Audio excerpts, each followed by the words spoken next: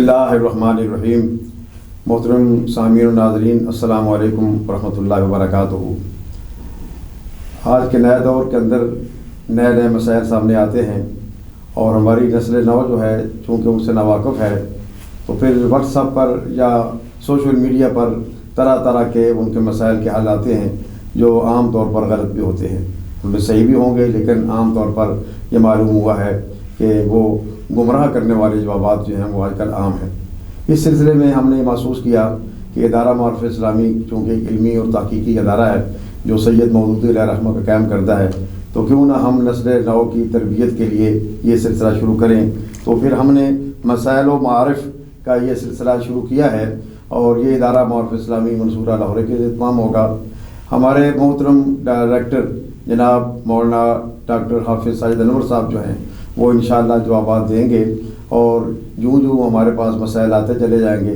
हमारे पास इस वक्त जो मसाइल सामने आए हैं वो दौरा तफसीर कुरान के दरमियान में जो सामीन ने पूछे थे, हम उनसे सिलसिला का आगाज़ कर रहे हैं। तो मैं पहला सवाल जो है वो मोहतरम डॉक्टर साजिद अनवर साहब की नज़र करता हूँ। ये सवाल ये है कि कुरान करीम का नुस्खा जो है मोबाइल में है, तो क्या बग़ैर वज़ू उसको रखा जा सकता है और क्या उसे वाशरूम में ले जाया जा सकता है? और इसी तरह कुरान मजीद मोबाइल से पढ़ना और कुरान करीम को मुसहफ़ से पढ़ना एक जैसा है या सवाब में कोई फ़र्क है? जज़ाकुमुल्लाह, बहुत शुक्रिया। यकीनन ये खुशी की बात है कि इदारा मारिफ़ इस्लामी मंसूरा लाहौर मसाइल व मारिफ़ के नाम से सवाल व जवाब का एक सिलसिला जो है आपने शुरू किया है और अल्लाह रब्बुल आलमीन हमें दीन को समझने और दीन पर अमल करने की तौफ़ीक़ नसीब फरमाए। कुरान करीम की तिलावत बाइस अजर व सवाब है। एक एक हर्फ की तिलावत पर अल्लाह रब्बुल आलमीन तिलावत करने वाले को 30-30 नेकियां अता फरमाते हैं। और हदीस मुबारक में नबी करीम सल्लल्लाहु अलैहि वसल्लम ने इसको बयान फरमाया है कि मन क़रअ हर्फ़न मिन किताबिल्लाहि फ़लहु बिही हसना वल हसनतु बिअश्रि अम्सालिहा। और आप सल्लल्लाहु अलैहि वसल्लम ने फरमाया कि वला अक़ूलु अलिफ़ लाम मीम हर्फ़ुन बल अलिफ़ुन हर्फ़ुन व लामुन हर्फ़ुन व मीमुन हर्फ़ुन। तो अलिफ़ लाम मीम की तिलावत पर तिलावत करने वाले को 30 नेकियां जो है वो दी जाती हैं। अब चूँकि आज के दौर में लोगों के लिए आसानी है कि मोबाइल में कुरान करीम का मुसहफ़ उन्होंने डाउनलोड किया होता है और मोबाइल से वो आसानी के साथ कुरान करीम की तिलावत करते हैं। तो ये जो सवाल है ये बड़ा कॉमन सवाल है, आम तौर पर पूछा जाता है। देखें, एक इसका पहलू तो ये है कि जो कुरान करीम के मुसहफ़ की अहमियत है, चूँकि मुसहफ़ में बाकायदा कुरान करीम एक मकतूब सूरत में जो है वो मौजूद है और ये कुरान करीम की तारीफ़ में भी है कि अल-मकतूब फ़िल मसाहिफ़ है। तो अल-मकतूब फ़िल मसाहिफ़ कुरान करीम की बुनियादी शर्त में से नहीं है, बल्कि ये एक अम्र वाक़ई है कि ऐसा होता है। वरना कुरान करीम लौह महफूज में कुरान करीम हुफ़ाज़ के उलमा के सीनों में महफूज है। तो इसलिए जो अहमियत और जो तक़दीस जो है वो हासिल है एक मुसहफ़ को कि जिसमें कुरान करीम मकतूब है, उसको हाथ लगाने के अहकाम अलग हैं कि उसको बग़ैर वज़ू के उसको छूना ठीक नहीं है। ला यमस्सुहु इल्लल मुतहहरून कि उस उमूमी हुक्म के पेश नज़र के कुरान करीम के उस मुसहफ़ को वज़ू हो तो तब उसको छुआ जाए और वज़ू ना हो तो उसको छूने की इजाज़त जो है वो नहीं है।